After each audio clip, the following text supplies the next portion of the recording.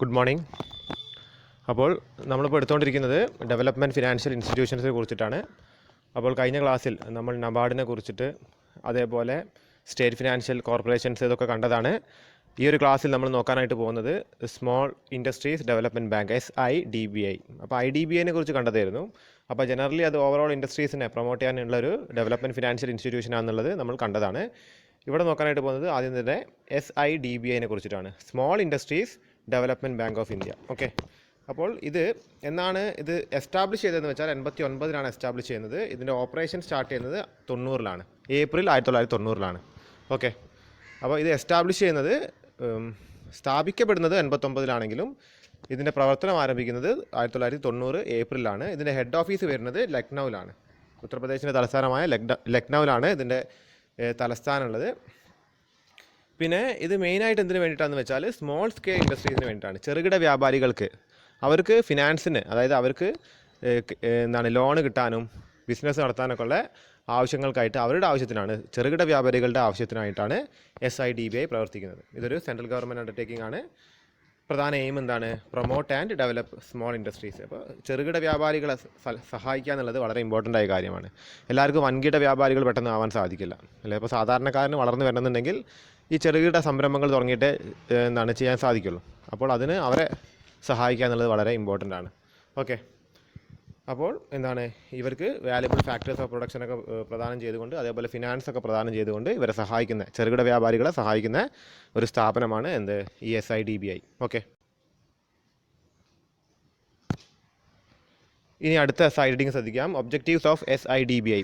SIDBIയുടെ ലക്ഷ്യങ്ങൾ എന്തൊക്കെയാണെന്നുള്ളതാണ്, objectives എന്തൊക്കെയാണെന്നുള്ളതാണ്. Okay, അപ്പോൾ ആദ്യമായിട്ട് ഈ ചെറുകിട വ്യാപാരികളുടെ പ്രൊഡക്റ്റിനൊക്കെ മാർക്കറ്റ് ചെയ്യാൻ സഹായിക്കും. ചെറുകിട വ്യാപാരികളുടെ പ്രൊഡക്റ്റുകളെ മാർക്കറ്റ് ചെയ്യാനായിട്ട് സഹായിക്കും. അടുത്തത് ഇവരുടെ ടെക്നോളജി, അതേപോലെ ടെക്നോളജീൻ്റെ മോഡേണൈസേഷൻ, ഈ ചെറുകിട വ്യാപാരികളുടെ ടെക്നോളജിയുടെ മോഡേണൈസേഷന് വേണ്ടിയിട്ടും പിന്നെ അത് അപ്ഗ്രേഡ് ചെയ്യാനൊക്കെ ഈ SIDBI സഹായിക്കും. ഓക്കെ, അത് കഴിഞ്ഞിട്ട് മൂന്നാമത്തെ പോയിന്റ് ശ്രദ്ധിക്കുക. ഇവർക്ക് കൂടുതൽ ഫിനാൻഷ്യൽ അസിസ്റ്റൻസ് ഇവർ പ്രൊവൈഡ് ചെയ്യും. കൂടുതൽ ഫിനാൻഷ്യൽ അസിസ്റ്റൻസ് ഈ SIDBI പ്രൊവൈഡ് ചെയ്യുന്നുണ്ട്. നാലാമത്തെ പോയിന്റ്, എംപ്ലോയ്മെൻറ്റ് ഓറിയൻറ്റഡ്, കൂടുതൽ തൊഴിലവസരങ്ങൾ സൃഷ്ടിക്കുന്ന ബിസിനസ്സുകളെയാണ് ഇവർ കൂടുതലായിട്ട് സഹായിക്കുക. കാര്യം രാജ്യത്തിൻ്റെ ഏറ്റവും വലിയ പ്രശ്നങ്ങളിലൊന്നാണ് ഈ തൊഴിലില്ലായ്മ എന്ന് വെച്ചാൽ. അപ്പോൾ തൊഴിലവസരങ്ങൾ കൂടുതലായിട്ട് കിട്ടുന്ന സ്ഥാപനങ്ങളെയാണ് പ്രൊമോട്ട് ചെയ്യുക. ലാസ്റ്റ് പോയിന്റ് പറയുന്നത് എല്ലാ ഇൻസ്റ്റിറ്റ്യൂഷൻസിനെയും, മറ്റ് സ്ഥാപനങ്ങൾ, അതായത് ഈ ഫണ്ട് കൊടുക്കാനായിട്ട് ഉള്ള മറ്റ് ഡെവലപ്മെൻറ്റ് ഫിനാൻഷ്യൽ ഇൻസ്റ്റിറ്റ്യൂഷൻസിനെയും കൂടി കോർഡിനേറ്റ് ചെയ്തുകൊണ്ടാണ് ഇവർ പ്രവർത്തിക്കുക. എന്തിനു വേണ്ടിയിട്ട്? To promote small scale industries. അപ്പോൾ ഇതൊക്കെയാണ് ഇതിൻ്റെ ഒബ്ജക്റ്റീവ്സ് ആയിട്ട് വരുന്നത്. അടുത്തതായിട്ട് SIDBIയുടെ ഫംഗ്ഷൻസിനെ കുറിച്ചിട്ടാണ് പറയാനായിട്ടുള്ളത്. അപ്പോൾ എന്തൊക്കെ പ്രവർത്തനങ്ങളാണ് ഈ SIDBI ചെയ്യുന്നത് എന്നാണ്. ഫംഗ്ഷൻസ്, എന്തൊക്കെ പ്രവർത്തനങ്ങളാണ് SIDBI ചെയ്യുന്നത് എന്നാണ്. ഓക്കെ, എന്തൊക്കെയാണ് ഇതിൻ്റെ ഫംഗ്ഷൻസ്. അപ്പോൾ ആദ്യത്തെ ഫംഗ്ഷൻ എന്താണ്? Technology adoption, technology exchange, transfer, upgradation, modernisation. അതായത് സാങ്കേതികവിദ്യ, പുതിയ സാങ്കേതികവിദ്യ അത് അഡോപ്റ്റ് ചെയ്യാൻ, പുതിയ സാങ്കേതികവിദ്യ അഡോപ്റ്റ് ചെയ്യാൻ. അതായത് ഇപ്പോൾ ഈ ചെറുകിട കൈത്തറി ഉൽപ്പാദിപ്പിക്കുന്ന ആൾക്കാരൊക്കെ ഉണ്ടെങ്കിൽ അത് കൂടുതലായിട്ടും കൂടുതൽ സാങ്കേതികവിദ്യ നന്നായിട്ട് പ്രയോഗിച്ചു കഴിഞ്ഞാൽ അപ്പോൾ അതിൻ്റെ പ്രൊഡക്ടിവിറ്റി വർദ്ധിക്കും, അതേപോലെ സാധനത്തിൻ്റെ ക്വാളിറ്റി വർദ്ധിക്കും. ഓക്കെ, അതായത് പുതിയ തരം മെഷീനറീസ് ഈ വക കാര്യങ്ങളൊക്കെ യൂസ് ചെയ്യുമ്പോൾ കൂടുതലായിട്ട് പ്രൊഡക്ടിവിറ്റി വർദ്ധിക്കും, അതേപോലെ തന്നെ സാധനത്തിൻ്റെ ക്വാളിറ്റിയും വർദ്ധിക്കും. അപ്പോൾ ടെക്നോളജിയാണ് ബേസിക്കായിട്ട് അപ്ഗ്രേഡ് ചെയ്യാനായിട്ട് ശ്രമിക്കുന്നത്. രണ്ടാമത്തെ പോയിന്റ് ടൈംലി ഫ്ലോ ഓഫ് ക്രെഡിറ്റിൻ്റെ ഫ്ലോ കൃത്യമായിരിക്കണം. കൃത്യസമയത്ത് ആൾക്ക് ഫണ്ട് കിട്ടണം അല്ലേ? ലോണ് കിട്ടിയിട്ട്, അല്ലെങ്കിൽ ലോണ് പാസ്സായിട്ട് 2 വർഷം കഴിഞ്ഞിട്ട് ലോണ് കിട്ടിയിട്ട് അല്ലെങ്കിൽ കാശ് കിട്ടിയിട്ട് കാര്യമില്ല. അപ്പോൾ കൃത്യമായിട്ട് അതിൻ്റെ ഫ്ലോ, ഫണ്ടിൻ്റെ ഫ്ലോ ക്രെഡിറ്റിൽ കൃത്യമായിരിക്കണം. അപ്പോൾ അത് ഇവർ ശ്രദ്ധിക്കുന്നുണ്ട്. ഓക്കെ, എന്തിനു വേണ്ടിയിട്ടാണ്? വർക്കിംഗ് ക്യാപിറ്റൽ നീഡ്സ് ആണ് അല്ലെ? വർക്കിംഗ് ക്യാപിറ്റൽ ദൈനംദിന പ്രവർത്തനത്തിനായിട്ട് ഒരു സ്ഥാപനത്തിന് വരുന്ന ക്യാപിറ്റലാണ് വർക്കിംഗ് ക്യാപിറ്റൽ എന്ന് വെച്ചാൽ. അപ്പോൾ അതിനായിട്ട് ടൈംലി ക്രെഡിറ്റ്, അതായത് കൃത്യസമയത്ത് ക്രെഡിറ്റ് കിട്ടണം. ക്രെഡിറ്റ് പാസ്സായി കൊടുത്തിട്ട് കാര്യമില്ല, അത് കൃത്യസമയത്ത് കിട്ടുന്നുണ്ടോ എന്നും കൂടി ഉറപ്പ് വരുത്തണം. അപ്പോൾ അതും കൂടി ആര് ചെയ്യുന്നുണ്ട്? SIDBI ചെയ്യുന്നുണ്ട്. മൂന്നാമത്തെ ഫംഗ്ഷൻ പറയുന്നത് ഈ പ്രൊഡക്ട്സിൻ്റെ, ഈ SSI എന്ന് വെച്ചാൽ സ്മോൾ സ്കെയിൽ ഇൻഡസ്ട്രീസ് ആണ്. അത് ഡൊമസ്റ്റിക്കും ഇൻ്റർനാഷണൽ മാർക്കറ്റിൽ വരുന്ന ഇതിൻ്റെ പ്രൊഡക്ട്സിന് കൃത്യമായ മാർക്കറ്റിംഗ്, അതായത് ഇതിന് മാർക്കറ്റിങ്ങിൻ്റെ ആവശ്യമുണ്ട്, അഡ്വർടൈസ്മെൻറ്റ്, അതേപോലെ ആൾക്കാരെ കൊണ്ട് വാങ്ങിപ്പിക്കണം അല്ലേ? അപ്പോൾ അതിന് മാർക്കറ്റിംഗ് ഫെസിലിറ്റി കൂടി ആര് കൊടുക്കുന്നുണ്ട്? ഈ SIDBI കൊടുക്കുന്നുണ്ട്. 2 ഫംഗ്ഷൻസ് കൂടി നമുക്ക് നോക്കാനായിട്ടുണ്ട്. ആദ്യത്തേത് SIDBI directly discount and rediscount bill discount ഇവർ ചെയ്യുന്നുണ്ട്. അതായത് ബാങ്കുകളിൽ പോയിട്ട് ബില്ല് ഡിസ്കൗണ്ട് ചെയ്യാന്ന് പറഞ്ഞൊരു പ്രവൃത്തി ഉണ്ട്, നമുക്ക് അക്കൗണ്ടിങ്ങിൽ അറിയുന്ന കാര്യമാണ്. ഡിസ്കൗണ്ടിങ് ഓഫ് ബിൽ ഓഫ് എക്സ്ചേഞ്ചിൽ നമ്മൾ പഠിക്കുന്നുണ്ട്. അപ്പോൾ അത് ആര് ചെയ്യുന്നുണ്ട്? SIDBI ചെയ്യുന്നുണ്ട്. പിന്നെന്താണ്, കൂടുതലും ഈ എംപ്ലോയ്മെൻറ്റ് ഓറിയൻറ്റഡ് ഇൻഡസ്ട്രീസിനെയാണ്, അത് സെമി അർബൻ ഏരിയാസിലാണ് ഇവർ പ്രൊമോട്ട് ചെയ്യുന്നത്. സെമി അർബൻ അതായത് പൂർണ്ണമായിട്ടും വരുന്ന എന്താണ് വലിയ നഗരങ്ങളിലല്ല, ഈ ചെറുകിട നഗരങ്ങളിലാണ് കൂടുതലായിട്ടും എംപ്ലോയ്മെൻറ്റ് ജനറേറ്റ് ചെയ്യാനായിട്ട് ശ്രമിക്കുന്നത്. കാര്യം അവിടെ വളർച്ച ഉണ്ടെങ്കിലേ ഉള്ളൂ.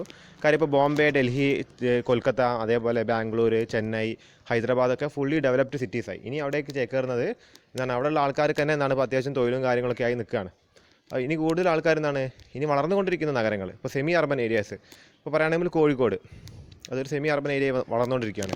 പറയുമ്പോൾ കേരളത്തിലെ പ്രധാനപ്പെട്ട സിറ്റിയാണ്, പക്ഷേ ഇന്ത്യയിലെ ഒരു പ്രധാനപ്പെട്ട സിറ്റിയായിട്ട് അത് ഇനിയൊന്നും വന്നിട്ടില്ല. അപ്പോൾ അതേപോലെ എന്താണ് തമിഴ്നാട്ടിലെ ഇപ്പോൾ മധുരയോ അല്ലെങ്കിൽ എന്താണ് ഇപ്പോൾ പറയുകയാണെങ്കിൽ കന്യാകുമാരിക്ക് അടുത്തുള്ളൊരു നഗരം ഉണ്ടല്ലോ, നാഗർകോയിൽ. ഇപ്പോൾ ഇത് ഈ പോലത്തെ എന്താണ് സെമി അർബൻ ഏരിയാസാണ്, സിറ്റികളാണ് പറയുമ്പോൾ. പക്ഷേ ബോംബെ, ഡൽഹിയോ പോലെ അത്രയും വളർച്ച വന്ന സിറ്റികളല്ല. അപ്പോൾ അവിടെയൊക്കെ എന്താണ് കൂടുതൽ പ്രവർത്തനം അല്ലെങ്കിൽ അവിടെ കൂടുതലായിട്ട് പ്രൊഡക്ഷൻ നടത്താനാണ് ഇവർ എന്താണ് ആഗ്രഹിക്കുന്നത്.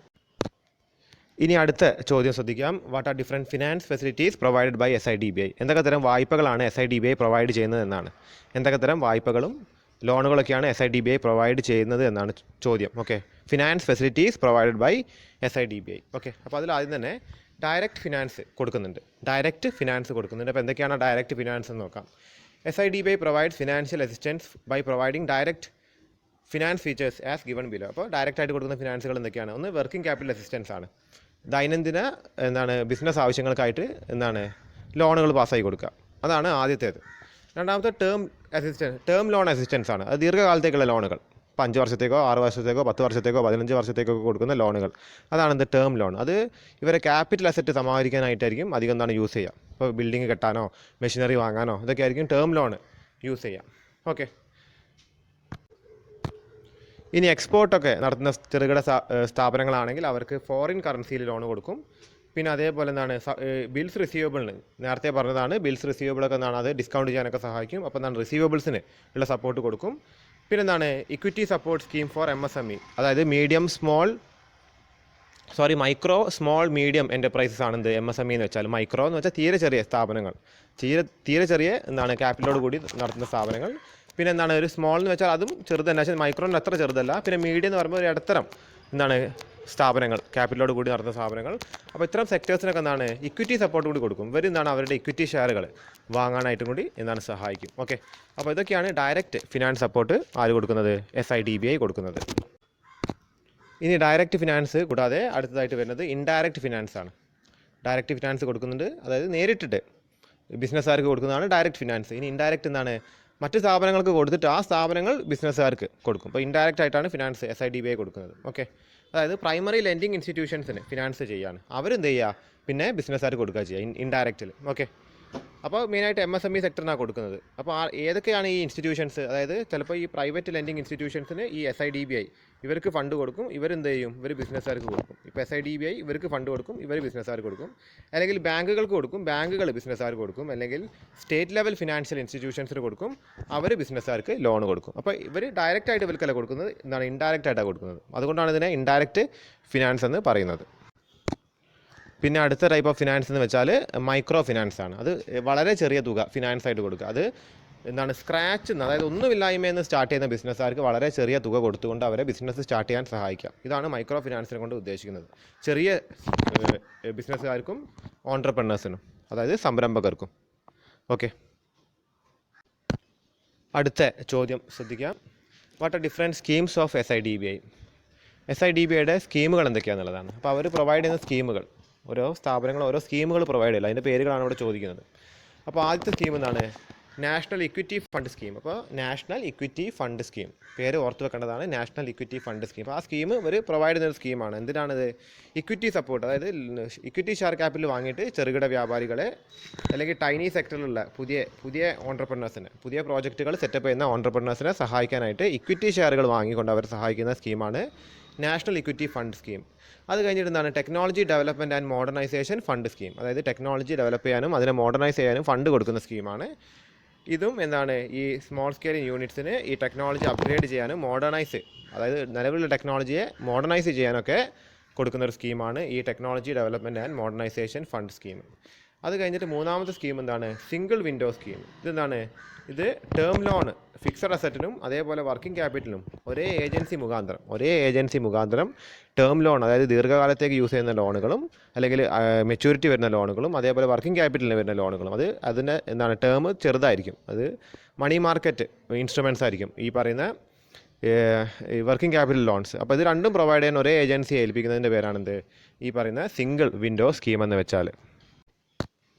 ഇനി അടുത്ത സ്കീം എന്താണെന്ന് വെച്ചാൽ കോമ്പോസിറ്റ് ലോൺ സ്കീമാണ്. ഓക്കെ, അതെന്തിനു വേണ്ടിയിട്ടാണെന്ന് വെച്ചാൽ ഈ വർക്കിംഗ് ക്യാപിറ്റലിനും, അതായത് എക്യുപ്മെൻറ്റ് വാങ്ങാനോ അല്ലെങ്കിൽ വർക്കിംഗ് ക്യാപിറ്റലിനൊക്കെ ഉള്ള ലോണും അതേപോലെ തന്നെ എന്താണ് ഈ ആർട്ടിസൻസ്, വില്ലേജ്, കോട്ടേജ് ഇൻഡസ്ട്രീസ്, അപ്പോൾ ഈ ടൈനി സെക്ടറിൽ വരുന്ന ആൾക്കാർക്കും അതേപോലെ വർക്കിംഗ് ക്യാപിറ്റലിനും കൊടുക്കുന്ന ലോണുകളാണെന്ത്? ഈ composite loan scheme. Okay, artisan എന്താണ്? ഈ പറയുന്ന ഈ ഗ്രാമീണ മേഖലയിലൊക്കെ വർക്ക് ചെയ്യുന്ന എന്താണ് ഈ പറയുന്ന ഈ ഇപ്പോൾ ചിരട്ട കൊണ്ട് ഓരോന്ന് ഉണ്ടാക്കുക, അങ്ങനത്തെയൊക്കെ ഈ ചെറുകിട ഈ പറഞ്ഞ കരകൗശല വസ്തുക്കളൊക്കെ ഉണ്ടാക്കുന്ന ആൾക്കാരുണ്ടല്ലോ. അപ്പോൾ അതൊക്കെ ഇൻഡസ്ട്രീസ് ആണല്ലോ. അതേപോലെ തന്നെ എന്താണ് ഈ കുടിൽ വ്യവസായങ്ങൾ, ഗ്രാമീണ വ്യവസായങ്ങൾ, ഇപ്പോൾ കയർ വ്യവസായമൊക്കെ നമ്മുടെ കേരളത്തിലൊരു ഗ്രാമീണ വ്യവസായമാണ്. അപ്പോൾ അതിനൊക്കെ പ്രൊമോട്ട് ചെയ്യേണ്ട ലോണുകൾ കൊടുക്കുന്നതാണ് ഈ കോമ്പോസിറ്റ് ലോൺ സ്കീമിൽ വരുന്നത്. പിന്നെ അടുത്തതായിട്ട് പറയുന്നത് മഹിളാ ഉദ്യം നിധിയാണ്. MUN സ്കീം, മഹിളാ ഉദ്യം നിധി. ഈ പേരുകളൊക്കെ കൃത്യമായിട്ട് ഓർത്ത് വെക്കണേ. മഹിളാ ഉദ്യം നിധി. അപ്പോൾ അതെന്താണ്? പേര് തന്നെ മഹിളയാണ് അല്ലേ. അപ്പോൾ വിമൺ ഓൺട്രപ്രണേഴ്സിനെ പുതിയ ചെറിയ പ്രൊജക്റ്റുകൾ സെറ്റപ്പ് ചെയ്യാൻ വേണ്ടി സഹായിക്കുന്ന സ്കീമാണെന്ത്? ഈ മഹിളാ ഉദ്യം നിധി. അടുത്ത സൈഡിങ് ശ്രദ്ധിക്കുക, ഓഫ് SIDBI. അതായത് SIDBIയുടെ കൺട്രോളിൽ വരുന്ന അല്ലെങ്കിൽ SIDBIയുടെ അണ്ടറിൽ വരുന്ന ചില സ്ഥാപനങ്ങളുണ്ട്.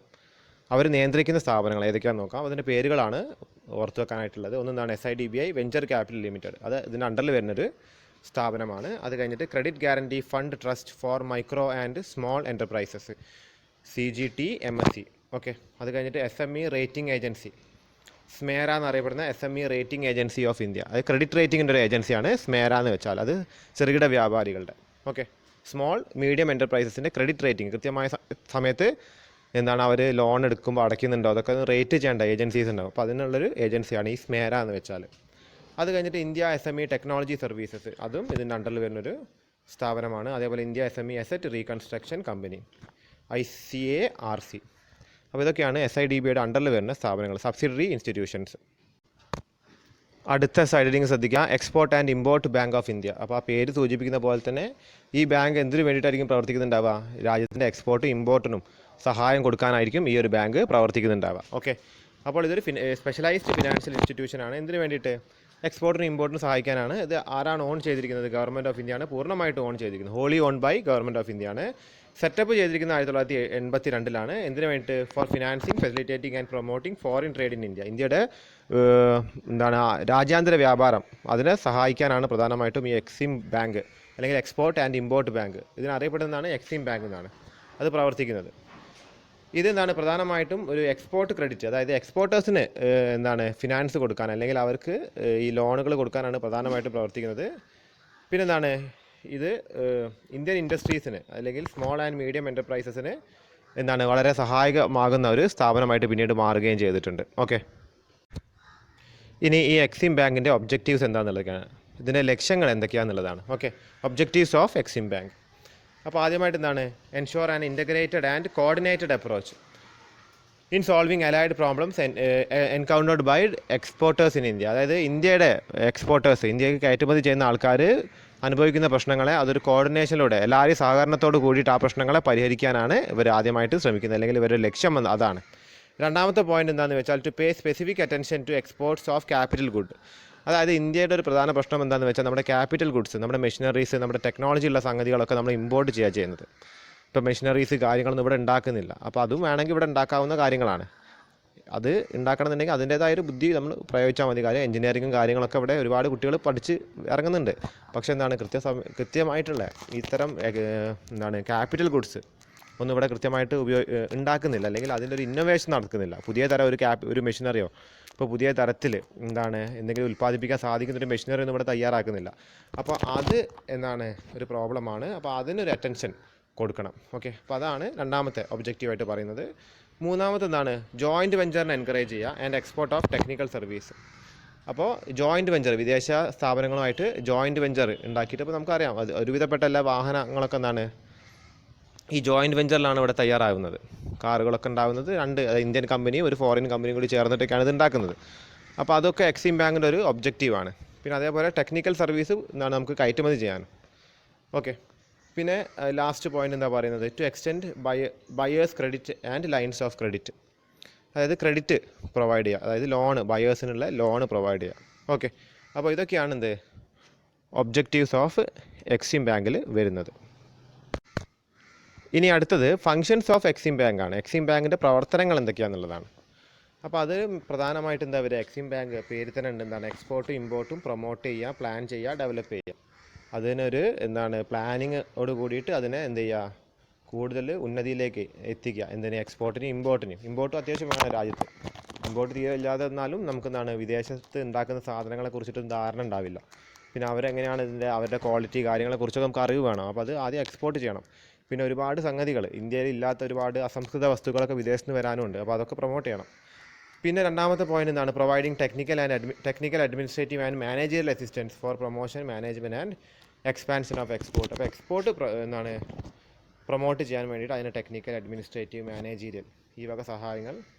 ഓക്കെ, അപ്പോൾ ഇതിൻ്റെ പ്രൊമോഷനും മാനേജ്മെൻറ്റിനും എക്സ്പാൻഷനും വേണ്ടി ഈ എക്സ്പോർട്ടിൻ്റെ. ഓക്കെ, പിന്നെ അടുത്ത undertaking market and investment survey and techno economic studies related to development of export of goods and service. അപ്പോൾ ഈ ഗുഡ്സ് ആൻഡ് സർവീസ് എങ്ങനെയാണ് വളരെ സമർത്ഥമായിട്ട് എഫക്റ്റീവായിട്ട് നമുക്ക് വിദേശത്തേക്ക് കയറ്റുമതി ചെയ്യാന്നുള്ളതിൻ്റെ പഠനങ്ങൾ ആര് നടത്തുന്നുണ്ട്, ഈ പറഞ്ഞ എക്സിം ബാങ്ക് നടത്തുന്നുണ്ട്. ഇനി അടുത്തൊരു ചോദ്യം ശ്രദ്ധിക്കുക, fund of EXIM bank is used for. അതായത് എക്സിം ബാങ്കിൻ്റെ ഫണ്ട് എങ്ങനെയൊക്കെയാണ് യൂസ് ചെയ്യുന്നത് എന്നാണ്. അപ്പോൾ ഇവിടെ ഇന്ത്യൻ എൻറ്റിറ്റീസിന് ഇവർ ലോൺ കൊടുക്കുന്നുണ്ട്. ഇവരെ ഫണ്ട്, അതായത് എക്സിം ബാങ്കിൻ്റെ ഫണ്ടുകൾ ഇന്ത്യൻ എൻറ്റിറ്റീസിന് ലോണായിട്ട് കൊടുക്കുന്നുണ്ട്. അത് ഡിഫേർഡ് പേയ്മെൻറ്റ് എക്സ്പോർട്സ് ആയിട്ട്. അതായത് എക്സ്പോർട്ട് ചെയ്യുന്ന നേരത്തെ അപ്പോൾ തന്നെ അവർക്ക് പേയ്മെൻറ്റ് കിട്ടുമല്ലോ. അപ്പോൾ അതിന് ആ നേരത്തെ ഒരു ഫണ്ട് ഈ എക്സ്പോർട്ടേഴ്സിന്, അതായത് ഒരു വിദേശ രാജ്യത്തേക്ക് നമ്മൾ കയറ്റുമതി ചെയ്യുമ്പോൾ ചിലപ്പോൾ അവിടെ കൺസൈൻമെൻറ്റ് അവിടെ എത്തുന്ന നേരത്തായിരിക്കും ഇങ്ങോട്ട് പേയ്മെൻറ്റ് അയക്കുക. അപ്പോൾ അതുവരെ ചിലപ്പോൾ അവർക്ക് വർക്കിംഗ് ക്യാപിറ്റൽ നീഡ്സ് ഉണ്ടാവും ഈ എക്സ്പോർട്ടറിന്. അപ്പോൾ ആ നേരത്ത് ആര് ഫണ്ട് കൊടുക്കും, ലോണായിട്ട് എക്സിം ബാങ്ക് ഫണ്ട് കൊടുക്കും. അതേപോലെ പ്രീ ഷിപ്മെൻറ്റ് ക്രെഡിറ്റ് ആയിട്ട് ഇവർ കൊടുക്കും. ഷിപ്മെൻറ്റ് ചെയ്യുന്നതിന് മുൻപ് വല്ല ആവശ്യങ്ങളുണ്ടെങ്കിൽ, അതായത് ഷിപ്പിലേക്ക് കയറ്റി വെക്കുന്നതിന് മുൻപ് തന്നെ ചിലപ്പോൾ ഫണ്ടിൻ്റെ ആവശ്യം വരും. അപ്പോൾ അതിനും എക്സ്പോർട്ടേഴ്സിന് ഇവർ ഫണ്ട് കൊടുക്കും. പിന്നെ ഈ പ്രൊഡക്ഷനായിട്ട്, എക്സ്പോർട്ടിനായിട്ട് പ്രത്യേകമായിട്ട് പ്രൊഡക്ഷൻ നടത്തണം. അപ്പോൾ ക്വാളിറ്റി കൺട്രോൾ വളരെ ഇമ്പോർട്ടൻ്റ് ആണ്. നല്ല രീതിയിൽ ക്വാളിറ്റിയുള്ള സാധനങ്ങൾ എക്സ്പോർട്ട് ചെയ്യാൻ സാധിക്കുള്ളൂ, അല്ലെങ്കിൽ വിദേശികൾ അത് വാങ്ങില്ല. ഓക്കെ, അപ്പോൾ അതിനുള്ള ലോണ് കൊടുക്കും, പ്രൊഡക്ഷനുള്ള ലോണ് കൊടുക്കും. പിന്നെ ഓവർസീസിന് വല്ല ഇൻവെസ്റ്റ്മെൻറ്റ് ആവശ്യമുണ്ടെങ്കിൽ, അപ്പോൾ വിദേശത്ത് അവർക്ക് വല്ല ഓഫീസ് തുടങ്ങണമെങ്കിലോ എക്സ്പോർട്ടേഴ്സിന് ഓഫീസ് തുടങ്ങണമെങ്കിലോ ഒക്കെ ഇൻവെസ്റ്റ്മെൻറ്റ് അത്തരം ലോണുകളൊക്കെ ഈ പറഞ്ഞ എക്സിം ബാങ്ക് കൊടുക്കും. പിന്നെ എക്സ്പോർട്ടിൻ്റെ മാർക്കറ്റിങ്ങിനായിട്ടും, അപ്പോൾ നമ്മുടെ ഈ രാജ്യത്ത് നിന്ന് ഉൽപ്പാദിപ്പിച്ച് അങ്ങോട്ടേക്ക് കയറ്റുമതി ചെയ്യുന്ന സാധനത്തിന് അവിടെ മാർക്കറ്റിങ്ങിൻ്റെ ആവശ്യത്തിന്, അത് ആൾക്കാരെ കൊണ്ട് വാങ്ങിപ്പിക്കാനായിട്ട് ഉള്ള അഡ്വർടൈസ്മെൻറ്റ് കാര്യങ്ങളൊക്കെ ഉണ്ടല്ലോ. അപ്പോൾ അതിനൊക്കെയുള്ള ഫണ്ട് എക്സിം ബാങ്ക് പ്രൊവൈഡ് ചെയ്യും. അതേപോലെ തന്നെ ഇന്ത്യയിലെ കമേഴ്ഷ്യൽ ബാങ്ക്സിനും ഇവർ ലോൺ കൊടുക്കുന്നുണ്ട്. ഇന്ത്യയിലെ ബിസിനസ്സുകാർക്ക് മാത്രമല്ല, ഇന്ത്യയിലെ കമേഴ്ഷ്യൽ ബാങ്ക്സിന് കൊടുക്കുന്നുണ്ട്. അത് ബിൽസ് റീഡിസ്കൗണ്ടിങ്ങിന്, അതായത് കമേഴ്ഷ്യൽ ബാങ്ക് ബില്ല് വാങ്ങി വെച്ച് ഡിസ്കൗണ്ട് ചെയ്തിട്ടുണ്ടെങ്കിൽ അത് റീഡിസ്കൗണ്ട് ചെയ്യാനായിട്ട് എക്സിം ബാങ്ക് സഹായിക്കുന്നുണ്ട്. പിന്നെ റീഫിനാൻസ് എക്സ്പോർട്ട് ക്രെഡിറ്റ്, അതായത് ഈ കമേഴ്ഷ്യൽ ബാങ്കിന് ലോൺ കൊടുത്തുകൊണ്ട് ആ കമേഴ്ഷ്യൽ ബാങ്ക് ബിസിനസ്സുകാർക്ക് ലോൺ കൊടുക്കുന്ന രീതിയിൽ അത് റീഫിനാൻസ് ചെയ്യിപ്പിക്കുന്നുണ്ട്. പിന്നെ ഗ്യാരണ്ടി സർവീസ്, അതായത് ഇവർക്ക് ഈ നമ്മുടെ ബിസിനസ്സുകാർക്കൊക്കെ വേണ്ടിയിട്ട് ഇവർ ഗ്യാരണ്ടി പ്രവർത്തനം ചെയ്യുന്നുണ്ട്. ആര്, ഈ പറയുന്ന എക്സിം ബാങ്ക്, അതായത് ഗ്യാരണ്ടറായി നിൽക്കും. ലോൺ കിട്ടണമെന്നുണ്ടെങ്കിൽ എക്സിം ബാങ്ക് ഗ്യാരണ്ടറായി നിൽക്കും. ഓക്കെ, അപ്പോൾ അതൊക്കെയാണ് loans to commercial banks in ഇന്ത്യയിൽ വരുന്നത്. പിന്നെ ലോൺസ് ടു ഓവർസീസ് എൻറ്റിറ്റി, അതായത് വിദേശത്തുള്ള എൻറ്റിറ്റീസിന് എന്തൊക്കെയാണ്, ഇവർ ഓവർസീസ് ബയർ ക്രെഡിറ്റ്, അത് അവർക്ക് ലോൺ വേണമെന്നുണ്ടെങ്കിൽ, അതായത് ഇന്ത്യൻ എക്സ്പോർട്ടറിൻ്റെ കയ്യിൽ നിന്ന് സാധനം വാങ്ങാൻ അവർക്ക് ലോൺ വേണമെന്നുണ്ടെങ്കിൽ അത് ഇവർ കൊടുക്കുന്നുണ്ട്. പിന്നെ അവർ ആ ലോൺ അടച്ചു തീർക്കണം. പിന്നെ ഡിഫറെൻറ്റ് ലൈൻസ്, വിവിധ തരം ക്രെഡിറ്റുകൾ പ്രൊവൈഡ് ചെയ്യുന്നുണ്ട്. പിന്നെ ഓവർസീസ് ബാങ്കിനും എന്ത് കൊടുക്കുന്നുണ്ട്, റീലെൻഡിങ്. ഓക്കെ, നമ്മൾ നേരത്തെ കണ്ട പോലെ ഇന്ത്യൻ കമേഴ്ഷ്യൽ ബാങ്കിന് ലോൺ കൊടുത്തുകൊണ്ട് ഈ ഇന്ത്യൻ എക്സ്പോർട്ടേഴ്സിന് അത് എത്തിക്കുന്ന പോലെ തന്നെ ഫോറിൻ ബാങ്കുകൾക്ക് ലോൺ കൊടുത്തുകൊണ്ട് ഫോറിൻ ഇമ്പോർട്ടേഴ്സിനെ അവരിലേക്ക് ആ ഫണ്ട് എത്തിക്കുന്നുണ്ട്. ഓക്കെ, അപ്പോൾ ഇതൊക്കെയാണ് ഇവർ ഫണ്ട് ഇങ്ങനെയൊക്കെയാണ് വിനിയോഗിക്കുന്നത്, ആര്, എക്സിം ബാങ്ക്. അടുത്ത സൈഡിൽ ശ്രദ്ധിക്കുക, LIC. അപ്പോൾ ഡെവലപ്മെൻറ്റ് ഫിനാൻഷ്യൽ ഇൻസ്റ്റിറ്റ്യൂഷൻസിൽ വളരെ ഇമ്പോർട്ടൻ്റ് ആയിട്ടുള്ളൊരു ഇൻസ്റ്റിറ്റ്യൂഷനാണ് ഈ LIC എന്ന് വെച്ചാൽ. അപ്പോൾ നമുക്ക് എല്ലാ ഇന്ത്യക്കാർക്കും, ഒരുവിധപ്പെട്ട എല്ലാവർക്കും അറിയാവുന്ന ഒരു കാര്യമാണ് LIC എന്ന് വെച്ചാൽ. അതൊരു ഇൻഷുറൻസ് കമ്പനിയാണ്. അപ്പോൾ 56 വരെ ഇവിടെ പറയുന്നത് 1956 വരെ ഈ LIC എന്ന് വെച്ചാൽ അതൊരു പ്രൈവറ്റ് കമ്പനി ആയിരുന്നു. 56 വരെ ഇതൊരു പ്രൈവറ്റ് കമ്പനി ആയിരുന്നു. പിന്നെ പൊതു താല്പര്യം പരിഗണിച്ചുകൊണ്ട് 56ലാണ് ഇതിനെ നാഷണലൈസ് ചെയ്യുന്നത്, അതായത് ഗവൺമെൻറ് ഇതിനെ ഏറ്റെടുക്കുന്നത്. ഓക്കെ, അപ്പോൾ നാഷണലൈസേഷന് ശേഷമാണ് ഇതിൻ്റെ പേരെന്തായത് life insurance corporation of India എന്ന് ആക്കിയത്. അപ്പോൾ അതിനോടനുബന്ധമായിട്ടൊരു life insurance corporation of India act LIC act parliament പാസ്സാക്കി. അങ്ങനെ അതിനൊരു സ്റ്റാറ്റ്യൂട്ടറി ബോഡി ആക്കി. കാര്യം പാർലമെൻറ്റ് പാസ്സാക്കിയ ഒരു നിയമത്തിന് അടിസ്ഥാനത്തിൽ നിൽക്കുന്ന ഒരു സ്ഥാപനമാകുമ്പോൾ എന്താണ് അതിൻ്റെ പേര് സ്റ്റാറ്റ്യൂട്ടറി കമ്പനി എന്നാണ്, അല്ലെങ്കിൽ സ്റ്റാറ്റ്യൂട്ടറി ബോഡി എന്നാണ്. ബോഡിയല്ല, സ്റ്റാറ്റ്യൂട്ടറി കമ്പനിയാണ്. Okay, the corporation was formed and began to function on September 1, 1956. അപ്പോൾ ഈ LIC ഗവൺമെൻറ് അണ്ടറിൽ തുടങ്ങിയിട്ട് അതിൻ്റെ അതിൻ്റെ ബിസിനസ് അല്ലെങ്കിൽ അതിൻ്റെ പ്രവർത്തനം ആരംഭിക്കുന്നത് September 1, 1956ലാണ്. Okay, by taking over 170 companies and 75 provident societies, the entire initial capital was of rupees 5 crore was contributed by the government of India. അപ്പോൾ LICയുടെ അനുബന്ധമായിട്ട് 170 കമ്പനീസിനെയും അതേപോലെ 75 പ്രോവിഡൻറ്റ് എൻറ്റിറ്റീസിനെ, അതായത് പ്രോവിഡൻറ്റ് മീൻസ് എന്താണ്, ഈ റിട്ടയർമെൻറ്റിന് ശേഷം കൊടുക്കുന്ന ബെനിഫിറ്റ്സ് ആണ് പ്രോവിഡൻറ്റ് സ്കീംസ്. അപ്പോൾ അതിനൊക്കെ കൊടുക്കുന്ന ഈ സ്ഥാപനങ്ങൾ 75 സ്ഥാപനങ്ങളെ അതേപോലെ 170 മറ്റ് സ്ഥാപനങ്ങളെയും ഗവൺമെൻറ് ഏറ്റെടുത്തു. അപ്പോൾ ഇതിനൊക്കെ ആയിട്ട് അന്നത്തെ 1956 5 കോടി രൂപയാണ് ഗവൺമെൻറ് മുടക്കിയത്. ഓക്കെ, അത് വലിയൊരു തുകയാണ്. ഇന്നത്തെ കണക്കിൽ വെക്കുമ്പോൾ അത് വലിയൊരു തുകയാണ്. കാര്യം അന്ന് 2 രൂപയും 3 രൂപയൊക്കെ ശമ്പളം കിട്ടുന്ന കാലഘട്ടമാണ്. ഓക്കെ, അപ്പോൾ ഇതാണ് LICയെ കുറിച്ച്. അതിന് എന്താണ് LIC, what you mean by LIC എന്ന് ചോദിക്കുകയാണെങ്കിൽ ഈ ഒരു ഉത്തരമാണ് എഴുതേണ്ടത്. അതൊരു 5 മാർക്കിന് ചോദിക്കുകയാണെങ്കിൽ ഈ ഒരു ഉത്തരം എഴുതി വെച്ചാൽ മതി. അടുത്ത സൈഡ് ഹെഡിങ് ഒബ്ജക്റ്റീവ്സ് ഓഫ് LICയുടെ ലക്ഷ്യങ്ങൾ എന്തൊക്കെയാണെന്നുള്ളതാണ്. Okay, objectives of LIC. അതിൽ ആദ്യത്തെ point mobilise maximum savings of the people. അതായത് മാക്സിമം ജനങ്ങളുടെ, ശരിക്കും LIC എന്ന് പറഞ്ഞാൽ സേവിങ്സ് തന്നെയാണ്, നമ്മളവിടെ നിക്ഷേപിക്കുന്നത് തുല്യമാണ്. അപ്പോൾ അത് മാക്സിമം ആൾക്കാരുടെ കയ്യിൽ നിന്ന് നിക്ഷേപങ്ങൾ സ്വീകരിക്കുക എന്നുള്ളതാണ് ഒരു ലക്ഷ്യം. Okay, insured savings more attractive. അതായത് ഇൻഷുറൻസ് എന്ന് പറയുമ്പോൾ എന്താണ്, അവിടെ നമ്മൾ ഒരു പ്രീമിയം അടച്ചുകൊണ്ട് നിക്ഷേപിക്കുകയാണ്. ഒരു സമയം കഴിയുന്ന നേരത്ത് അടച്ച തുകയും അതിൻ്റെ കൂടെ ഒരു ഇൻട്രസ്റ്റ് പോലെ ഒരു തുകയും നമുക്ക് കിട്ടും. ഓക്കെ, അല്ലാന്നുണ്ടെങ്കിൽ ഇപ്പോൾ ഇൻഷുറൻസ് ആയതുകൊണ്ട് തന്നെ നമ്മൾ എന്താണോ വെച്ച് ഇൻഷുറൻസ് ചെയ്യുന്നത്, ഇപ്പോൾ ലൈഫ് ഇൻഷുറൻസ് ആണെങ്കിൽ നമ്മൾ മരണപ്പെട്ടു പോയാൽ നമ്മുടെ അവകാശികൾക്ക് ഒരു തുക കിട്ടും. അല്ലാന്നുണ്ടെങ്കിൽ മറ്റെന്തെങ്കിലും ആണെങ്കിൽ അപ്പോൾ നമുക്ക് കിട്ടുന്ന രീതിയിൽ വല്ല അസുഖം വരികയാണെങ്കിൽ ഇൻഷുറൻസ് കിട്ടുക. അപ്പോൾ അങ്ങനെ പല തരം ഇൻഷുറൻസ് ഉണ്ട്. അപ്പോൾ ബേസിക്കലി ദേ ആർ സേവിങ്സ്. ഇനി രണ്ടാമത്തെ പോയിന്റ് എന്താണ്, to extend the sphere of life insurance and to cover every person eligible for insurance under insurance umbrella. അതായത് ഒരുവിധപ്പെട്ട എല്ലാ ആൾക്കാരെയും ഇൻഷുറൻസിൻ്റെ ഒരു അംബ്രല്ലയിൽ, അതായത് ഇൻഷുറൻസിൻ്റെ അണ്ടറിൽ കൊണ്ടുവരാനായിട്ട് ശ്രമിക്കുക. അതാണ് രണ്ടാമത്തെ ഒബ്ജക്റ്റീവ്. മൂന്നാമത്തെ ഒബ്ജക്റ്റീവ് എന്ന് പറയുന്നത് to act as trustee of the insured public in their individual and collective capacity. അതൊരു ട്രസ്റ്റി ആയിട്ട് പ്രവർത്തിക്കുക. അതൊരു ഈ ആൾക്കാരുടെ തുക വാങ്ങി വെക്കുന്നത് കൊണ്ട് തന്നെ അതൊരു ട്രസ്റ്റ്, അതായത് ഒരു വിശ്വാസ്യത അവിടെ വേണം. ഓക്കെ, അപ്പോൾ അതാണ് മൂന്നാമത്തെ ഒബ്ജക്റ്റീവായിട്ട് പറയുന്നത്. അടുത്ത point promote all employees and agents of the LIC. അതായത് LICയുടെ എല്ലാ ഏജൻറ്റുമാരെയും പിന്നെ അവിടുത്തെ എംപ്ലോയീസിനൊക്കെ അവരുടെ പ്രവർത്തന ക്ഷമത നോക്കിയിട്ട് പ്രൊമോട്ട് ചെയ്യുക. അതായത് അവർക്ക് വേണ്ട, അതായത് ഒരു ജോലി സംബന്ധമായിട്ടുള്ള ആവശ്യങ്ങൾ നിറവേറ്റി കൊടുക്കുക എന്നുള്ളതാണ്. അടുത്ത പോയിന്റ് പറയുന്നത് ensure economic use of resources collected from policy holders. അതായത് ഈ പോളിസി ഹോൾഡേഴ്സിൻ്റെ കയ്യിൽ നിന്ന് ഒരുപാട് വലിയ എക്കണോമിക് റിസോഴ്സ്, വലിയൊരു സമ്പാദ്യം തന്നെ അവർ കളക്ട് ചെയ്ത് വെക്കും. അത് കൃത്യമായ എക്കണോമിക് യൂസേജ് ചെയ്യാതെ വെച്ചിട്ട്. ലാസ്റ്റ് പോയിന്റ് പറയുന്നത് to conduct business with utmost economy and with full realisation that the money belongs to policy holders. അതായത് ഈ കാശ് യൂസ് ചെയ്ത് ബിസിനസ് നടത്തുന്നുണ്ടെങ്കിലും അത് പോളിസി ഹോൾഡറിൻ്റെ ബിസിനസ്സാണ് എന്നുള്ളത് കൃത്യമായൊരു ബോധ്യത്തോട് കൂടിയിട്ട് ചെയ്യാം. ഓക്കെ, അപ്പോൾ ഇതൊക്കെയാണ് ഇതിൻ്റെ ഒബ്ജക്റ്റീവ്സ് ആയിട്ട് പറയുന്നത്. അടുത്ത ചോദ്യം എന്താണ് ഹോൾ ലൈഫ് പോളിസീസ്? ഓക്കെ, എന്താണ് ഹോൾ ലൈഫ് പോളിസീസ് എന്നാണ് അടുത്ത ചോദ്യം. അപ്പോൾ ഇതിന് മറ്റ് പേരുകളുണ്ട്. Straight life, ordinary life policies എന്ന് പറയും ഇതിനെ. ഒരു വ്യക്തി അയാൾ ജീവിതകാലം മുഴുവൻ ഈ പോളിസിയിൽ പ്രീമിയം അടയ്ക്കണം. കാര്യം അയാൾക്കത് ലഭിക്കില്ല. ആ പോളിസി അയാൾക്ക് ജീവിതകാലത്ത് ലഭിക്കില്ല. കാര്യം മരണശേഷം മാത്രമേ ഈ ഒരു പോളിസി അതായത് മെച്യൂർ ആവുള്ളൂ. അപ്പോഴേ ഇതിൻ്റെ നമുക്കിതിൻ്റെ ലംസം എമൗണ്ട്, ആ തുക, പോളിസീൻ്റെ ആനുറ്റി അല്ല എമൗണ്ട് ഓഫ് പോളിസി ഇയാൾക്ക് ലഭിക്കുള്ളൂ, ക്ലെയിം ലഭിക്കുള്ളൂ. ഓക്കെ, അപ്പോൾ ഇത് അധികം ഡെത്ത് ബെനിഫിറ്റ് ആയിട്ടാണ് വരിക. ചിലത് 100 വർഷത്തേക്കുള്ള പോളിസി ഉണ്ട്. ഓക്കെ, അപ്പോൾ 100 വർഷത്തേക്കുള്ള പോളിസി എന്ന് പറഞ്ഞിട്ട് ഹോൾ ലൈഫ് പോളിസി കൊടുക്കുന്നുണ്ട്. അപ്പോൾ 100 വർഷം വരെ ജീവിക്കുകയാണെങ്കിൽ എന്ത് കിട്ടും?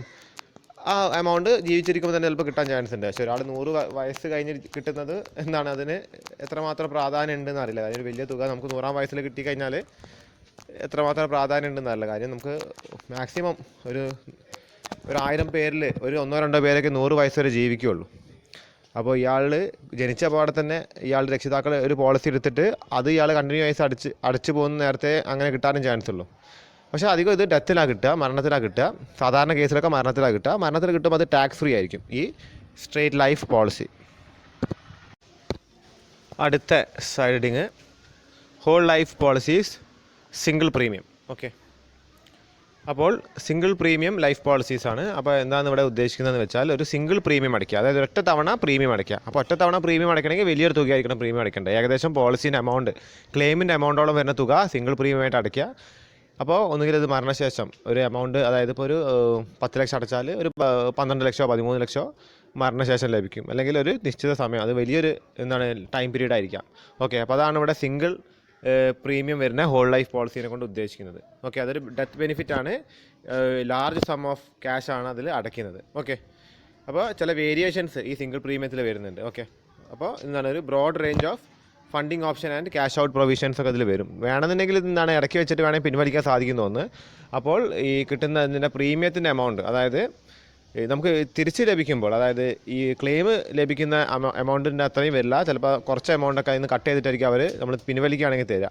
ഓക്കെ, അടുത്ത പാരഗ്രാഫാണ് പറയുന്നത്, അതായത് സിംഗിൾ പ്രീമിയം വരുന്ന ഹോൾ ലൈഫ് പോളിസിയുടെ, അതായത് ഈ സിംഗിൾ പ്രീമിയം അടച്ചു കഴിഞ്ഞാൽ ഇത് വെറൈറ്റി ഓഫ് യൂസ് ഈ ഇൻഷുറൻസ് പോളിസിക്ക് യൂസ് ചെയ്യാൻ സാധിക്കും. ഓക്കെ, അതായത് ഒരു ഫണ്ട് ഇൻവെസ്റ്റ് ചെയ്ത പോലെ തന്നെയാണ്. അതായത് ഒരു ഇൻഷുറൻസ് പോളിസി ഹോൾഡർ ഒരു വലിയൊരു ഫണ്ട് ഇൻഷുറൻസ് കമ്പനിയിലേക്ക് ഇൻവെസ്റ്റ് ചെയ്ത പോലെയാണിത്. കാരണം വലിയൊരു എമൗണ്ടാണ് അടയ്ക്കുന്നത്. അപ്പോൾ അത് ഇൻഷുറൻസ് കമ്പനിക്ക് ഒരു ക്യാപിറ്റലാണ് ശരിക്കും പറയുകയാണെങ്കിൽ ഈ സിംഗിൾ പ്രീമിയം എന്ന് പറഞ്ഞ സാധനം. ഓക്കെ, അപ്പോൾ ഇവിടെ എന്താ പിന്നെ പറയുന്നത്, the size of the death benefit will depend upon the money invested. അപ്പോൾ എത്രയാണ് എമൗണ്ട് ഇൻവെസ്റ്റ് ചെയ്തിരിക്കുന്നത് അതിനനുസരിച്ചിട്ടായിരിക്കും ഈ ഡെത്തിൻ്റെ ബെനിഫിറ്റ്, അതായത് ക്ലെയിം ലഭിക്കുന്നത് അതിന് അനുസരിച്ചിട്ടായിരിക്കും വരിക.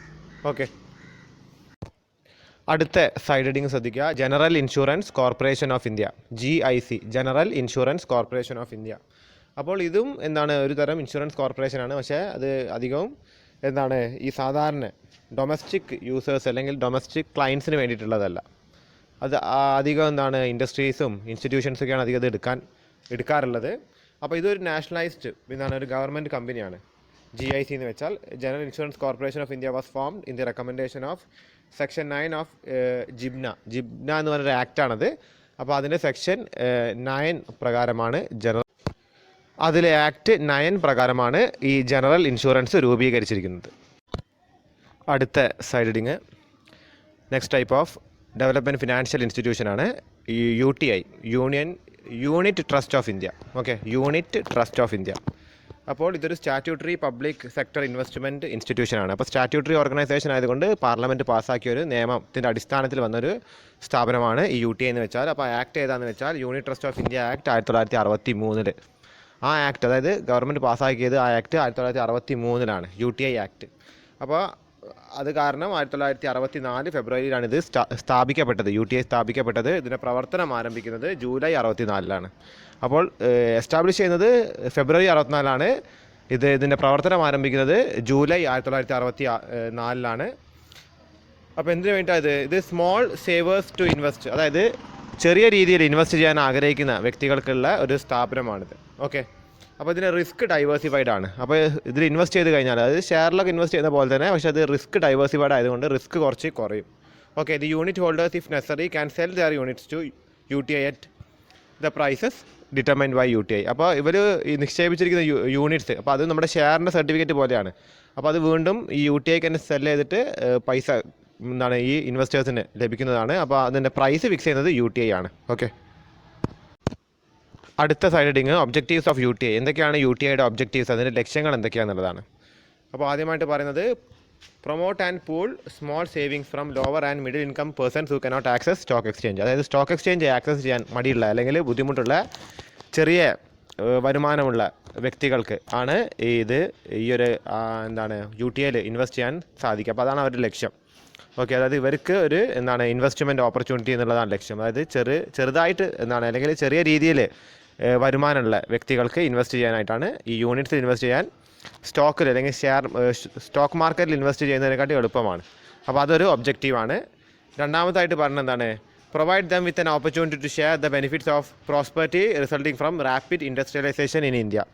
അപ്പോൾ ഇൻഡസ്ട്രിയലൈസേഷൻ നടക്കണമെങ്കിൽ വലിയ എമൗണ്ട് ഓഫ് ക്യാപിറ്റൽ വേണം രാജ്യത്ത്. അപ്പോൾ ഈ ചെറിയ ചെറിയ ആൾക്കാരും ഒരുപാട് പേരുണ്ടല്ലോ, 100 കോടി അല്ലെങ്കിൽ 140 കോടി ആൾക്കാരുണ്ട്. അപ്പോൾ ചെറിയ ചെറിയ ഇൻവെസ്റ്റ്മെൻറ്റ് അവരും നടത്തിയ അതും ഈ പറയുന്ന ഇൻഡസ്ട്രീസിന് യൂസ് ചെയ്യാൻ സാധിക്കും. അപ്പോൾ അതിന് അവരെയും കൂടി ഭാഗമാക്കാൻ സഹായിക്കുക എന്നുള്ളതാണ് രണ്ടാമത്തെ ഒബ്ജക്റ്റീവായിട്ട് പറയുന്നത്. അടുത്ത side heading management of UTI. UTIയുടെ മാനേജ്മെൻറ്റിൽ ആരൊക്കെയാണ് ഉള്ളതെന്നാണ്. ഓക്കെ, അപ്പോൾ UTI is managed by board of trustees. ഒരു ബോർഡ് ഓഫ് ട്രസ്റ്റീസാണ് UTI മാനേജ് ചെയ്യുന്നത്.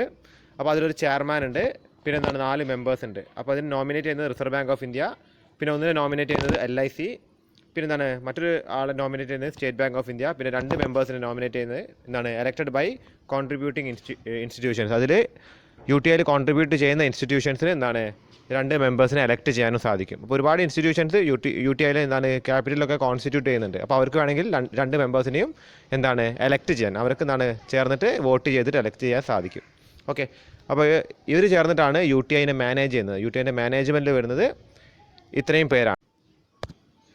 അടുത്ത സൈഡ് ഹെഡിങ് UTI ക്യാപിറ്റൽ. അപ്പോൾ UTIയുടെ ക്യാപിറ്റൽ എത്രയാണെന്നുള്ളതാണ്. അപ്പോൾ പറയുന്നത് UTI was established with an initial capital of ₹5 crore. 5 കോടി രൂപ വെച്ചിട്ടാണ് UTI തുടക്കത്തിൽ എസ്റ്റാബ്ലിഷ് ചെയ്തിരിക്കുന്നത്. അപ്പോൾ അന്ന് ഇത് കോൺട്രിബ്യൂട്ട് ചെയ്തത് RBI, അതേപോലെ LIC, SBI. അപ്പോൾ അതുകൊണ്ടാണ് അപ്പോൾ നേരത്തെ നമ്മൾ ആ ബോർഡിലും കണ്ടത്, അതിൻ്റെ മാനേജ്മെൻറ്റിലും കണ്ടത് ഇവരൊക്കെയാണ് ഒരു നോമിനി എന്തായാലും വെക്കുന്നത്. ഓക്കെ, പിന്നെ ആൻഡ് ഇറ്റ്സ് സബ്സിഡറി. അപ്പോൾ ഈ UTIൻ്റെ അണ്ടറിൽ ഒരുപാട് സ്ഥാപനങ്ങൾ വരുന്നുണ്ട്, അവരും കോൺട്രിബ്യൂട്ട് ചെയ്തിട്ടുണ്ട്. പിന്നെ ഷെഡ്യൂൾഡ് ബാങ്കുകൾ വരുന്നുണ്ട്, മറ്റ് ഫിനാൻഷ്യൽ ഇൻസ്റ്റിറ്റ്യൂഷൻസ് വരുന്നുണ്ട്. അപ്പോൾ ഇവർക്കൊക്കെ ചേർന്നിട്ടാണ് മെമ്പേഴ്സിനെ എലക്ട് ചെയ്യാൻ സാധിക്കുക, ഈ സബ്സിഡറീസ് ഉൾപ്പെടെ.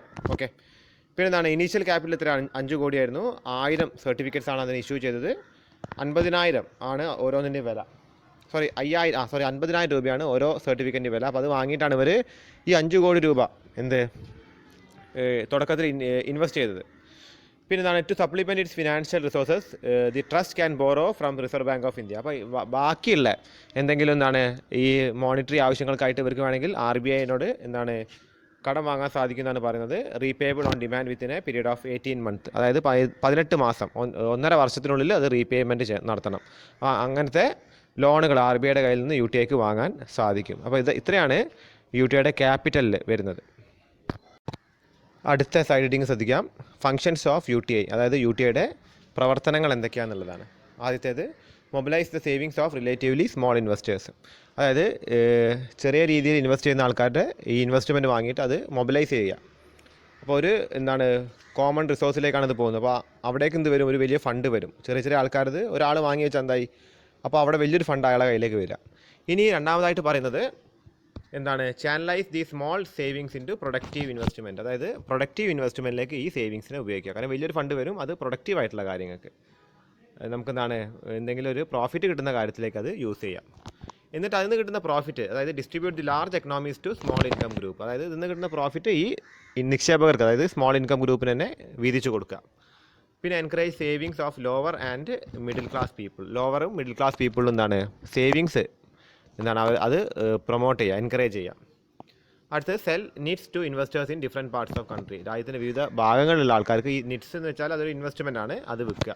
ഓക്കെ, അടുത്ത point convert the small savings into industrial finance. അപ്പോൾ നമ്മൾ നേരത്തെ കണ്ട ഫംഗ്ഷൻ്റെ വേറെ രീതിയിൽ പറയുന്നത് മാത്രമേ ഉള്ളൂ. അതായത് ചെറിയ സേവിങ്സിനെ ഇൻഡസ്ട്രിയൽ ഫിനാൻസിന് യൂസ് ചെയ്യാം, അല്ലേ? കുറച്ച് ആൾക്കാരെ ഇത് വാങ്ങി വെച്ചിട്ട് കുറച്ച് തുക വാങ്ങി വെച്ചിട്ട് വലിയ എമൗണ്ട് എടുത്തിട്ട് ഇൻവെസ്റ്റ് ചെയ്യാം.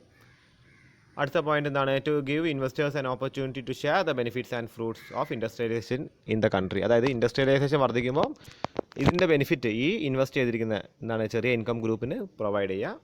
പിന്നെ ഈ ലിക്വിഡിറ്റി പ്രൊവൈഡ് ചെയ്യുക യൂണിറ്റ്സിന്. എപ്പോൾ വേണമെങ്കിൽ ഈ യൂണിറ്റ് തിരിച്ചു കൊണ്ട് കൊടുത്താൽ ആൾക്ക് കാശ് കൊടുക്കുക. ചിലപ്പോൾ ചില നിക്ഷേപകർക്ക് ഇയാൾ നിക്ഷേപിച്ച തുക ചിലപ്പോൾ തിരിച്ചു വേണ്ടി വരും. അത് എപ്പോൾ വേണമെങ്കിലും വന്നാൽ തിരിച്ചു കൊടുക്കണം എന്നുള്ളൊരു അവസ്ഥ ഉണ്ടാവണം. അതാണ് ലിക്വിഡിറ്റി എന്ന് വെച്ചാൽ, പെട്ടെന്ന് ക്യാഷാക്കി കൺവേർട്ട് ചെയ്യാൻ സാധിക്കുക. ലാസ്റ്റ് പോയിന്റ് പറയുന്നത് accept discount, purchase or sell bills of exchange, warehouse receipt, document of title to goods etcetera. അപ്പോൾ ഇതൊക്കെ നെഗോഷ്യബിൾ ഇൻസ്ട്രുമെൻ്റ് ആണ്. ബിൽ ഓഫ് എക്സ്ചേഞ്ച് പോലെ തന്നെ മറ്റൊന്നാണ് ഈ വെയർ ഹൗസ് റെസീറ്റ്, അതേപോലെ document of title to goods. അപ്പോൾ ഇതൊക്കെ ആക്സെപ്റ്റ് ചെയ്യാം, ഓക്കെ, അല്ലെങ്കിൽ പർച്ചേസ് ചെയ്യാം.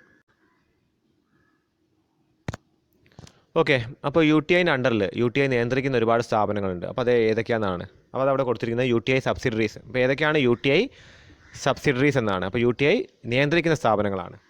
ഒന്നാണ് U T I international limited, ഇത് പേരുകൾ ഓർത്ത് വെക്കേണ്ടതാണ്.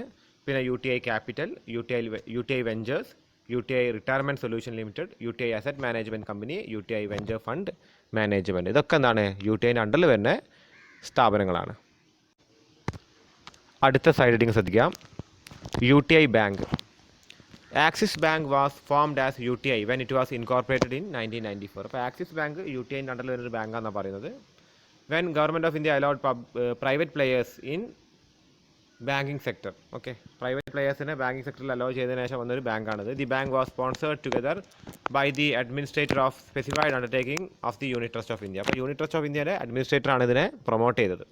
ഓക്കെ, പിന്നെ LIC ഉണ്ട്, GIC ഒക്കെ പ്രൊമോട്ട് ചെയ്തിട്ടുണ്ട്. Okay, and it subsidiaries namely national insurance company limited. Okay, the new India assurance company, the oriental insurance company and United insurance company limited. അപ്പോൾ ഇതൊക്കെ ഇതിൻ്റെ അണ്ടറിൽ വരുന്ന ഈ ഒരു സ്ഥാപനങ്ങളുടെ അണ്ടറിൽ വരുന്ന മറ്റ് ഇൻഷുറൻസ് കമ്പനീസാണ്. ഓക്കെ, ഇതൊക്കെ ഈ വാഹനത്തിൻ്റെ ഇൻഷുറൻസ് ആയിട്ട് ബന്ധപ്പെട്ട് വരുന്ന കമ്പനീസാണ്. ഇതൊക്കെ നമ്മൾ കേൾക്കുന്നുണ്ട്, ഈ ചില പേരുകളൊക്കെ കേട്ട പേരുകളാണ്. ഓക്കെ, അടുത്ത സൈഡ് ഹെഡിങ് ശ്രദ്ധിക്കാം. Investment advisory services limited. Okay, ഇത് യു ടി ഐൻ്റെ അണ്ടറിൽ വരുന്ന മറ്റൊരു സ്ഥാപനമാണ്. അപ്പോൾ ഇതിൻ്റെ പേരെന്താണെന്ന് വെച്ചാൽ unit trust of India investment advisory services limited. Okay, UTI IAS, A company registered under companies act 1956. അതായത് കമ്പനീസ് ആക്ട് 1956 അണ്ടറിൽ രജിസ്റ്റർ ചെയ്തൊരു കമ്പനിയാണിത്. എസ്റ്റാബ്ലിഷ്ഡ് ഇൻ 1988, 1988 സ്ഥാപിക്കുന്നത്. As a wholly owned subsidiary of the erstwhile UTI. അതായത് UTI ഒരു wholly owned സബ്സിഡറിയാണ്. ഇതിനെല്ലാ ഷെയറുകളും വാങ്ങിയിരിക്കുന്നത് UTI ആണ്. അതുകൊണ്ടാണ് ഹോളി ഓൺഡ് സബ്സിഡറി എന്ന് പറയുന്നത്.